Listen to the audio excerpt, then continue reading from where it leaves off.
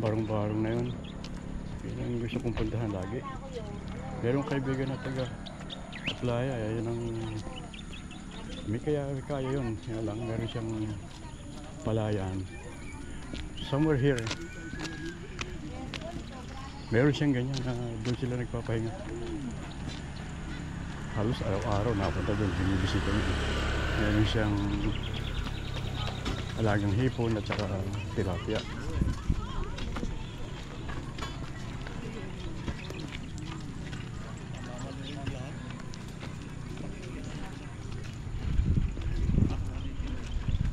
Hindi ko alam kung ano. Yung butas nila eh. Siguro lalagyan lang ng takip.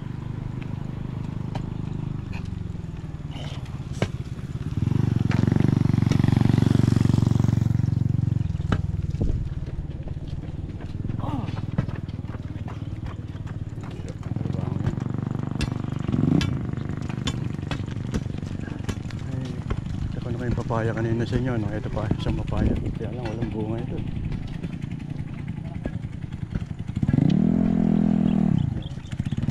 Muting kahoy.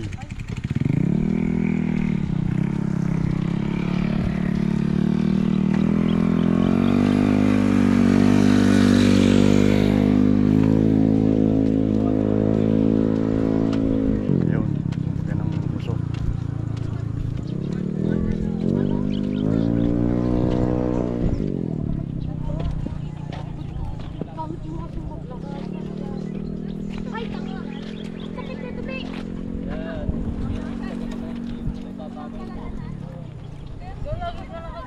Ito, e-bike ulit. Maganda ng e-bike dito. Merong 4-wheeler, merong 3 wheels lang.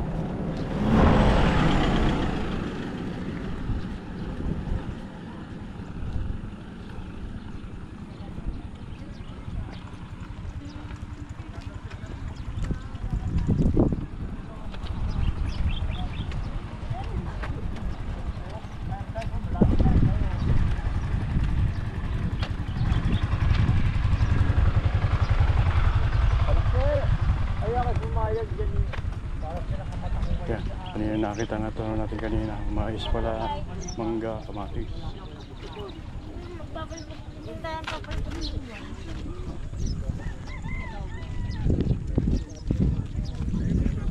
Eh, pwede na rin itinola. Diba, papa?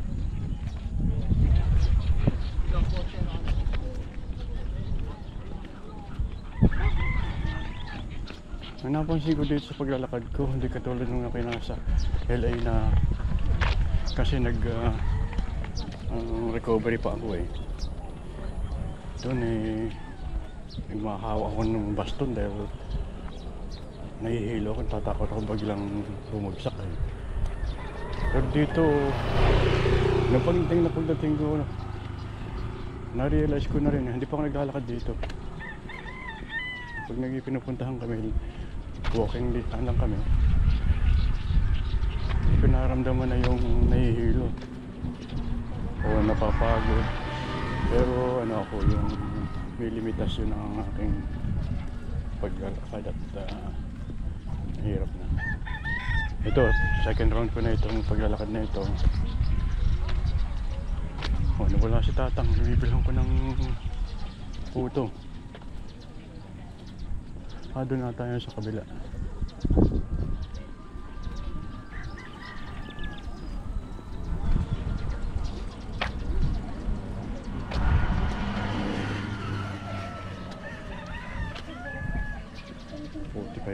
Sige, stop na natin muna. Ayun, yun nagtitinda ng lugaw at saka ano, kakanin. Ito may, hindi ko alam bakit may tricycle station dito na ano.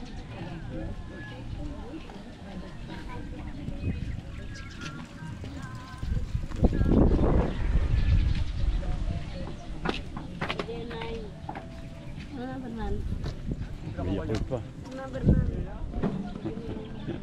Ito nga, di ba? Pwede nga lang mag-stay na rito eh. Uwi na kami ng next week, March 3. Today is ano, 20... Ano ngayon? 22 ata ngayon o 23?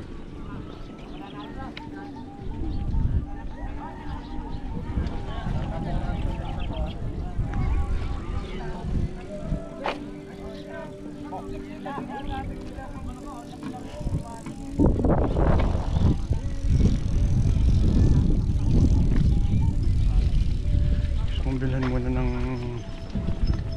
photos tatang bago ko sarado eh. Saan ba yun?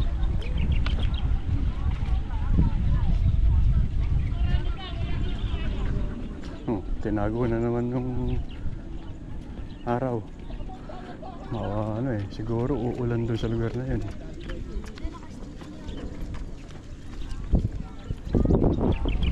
Diba? Oo. Ganda talaga pagka puro palayan yung makikita mo. Fresh air.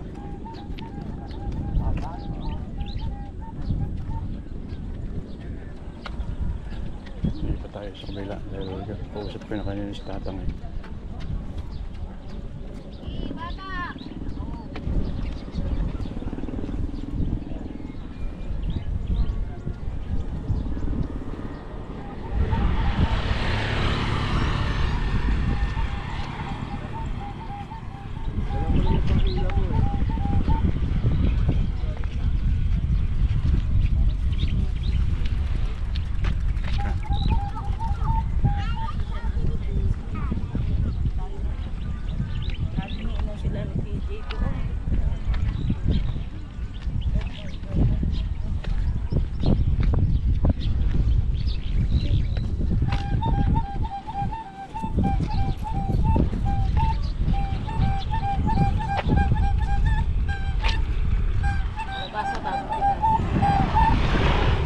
Magkano tangyang ano, puto? Ano bang klaseng puto yan?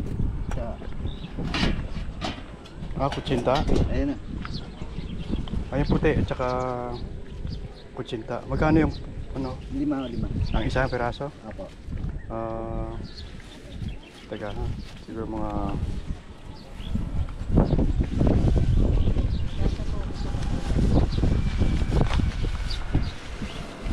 tiga-4 lang. Ito mo biya. Hindi, puti. Yung puti. Yan. Puro puti. Tapos yung isang ano, kutsinta naman.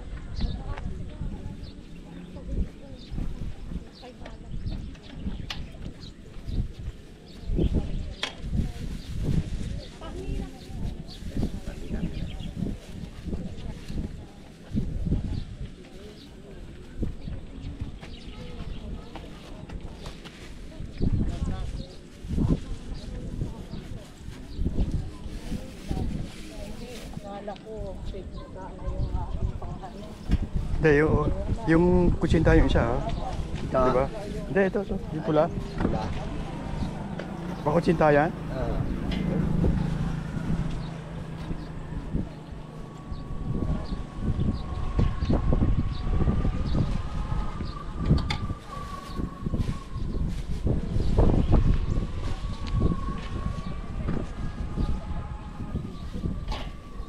Meron kayong bag na ano? Pahinga isang ka na. Maliit yan.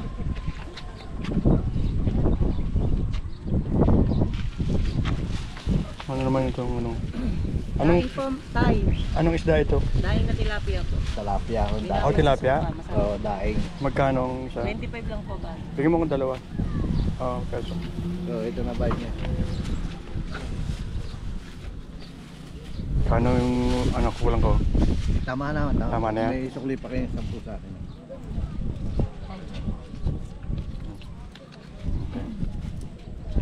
Kaya. Thank you. Sige, tuloy na ako naglakad ulit. Hindi pa tayo sa kabila.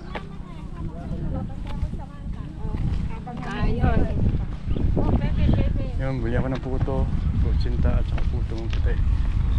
At bumili na rin ako ng daing na tilapia. Meron palang daing na tilapia.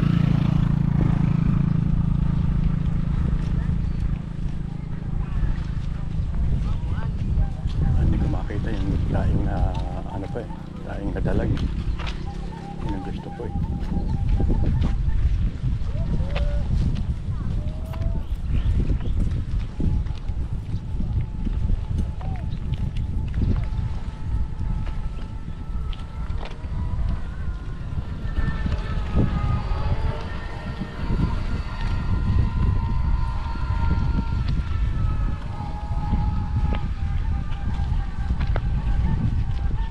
Yan yung bundok Makiling oh.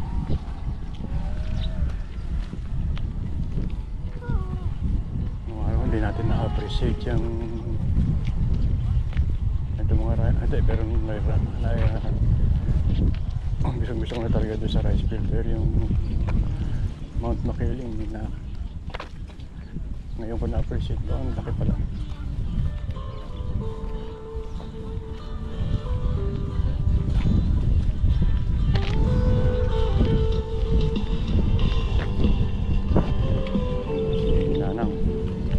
Papahinga.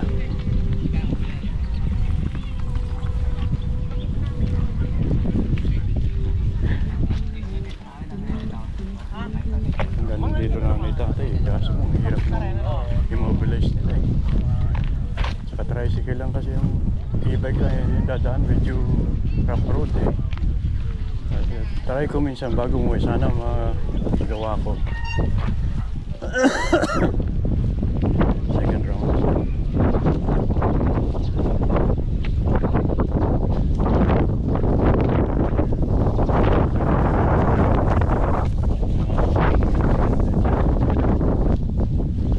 Stop muna tayo.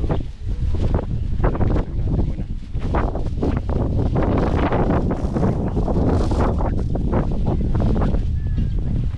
Yung patubig nila.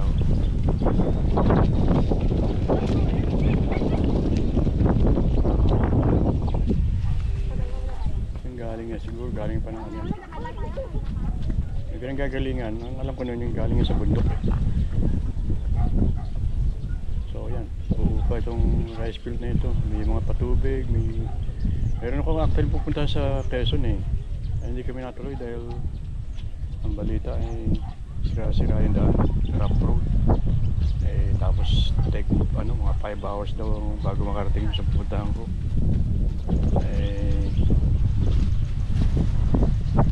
Hindi ko muna ginawa, baka next time pagbalik ko. Tignan yung galaw ng rice field.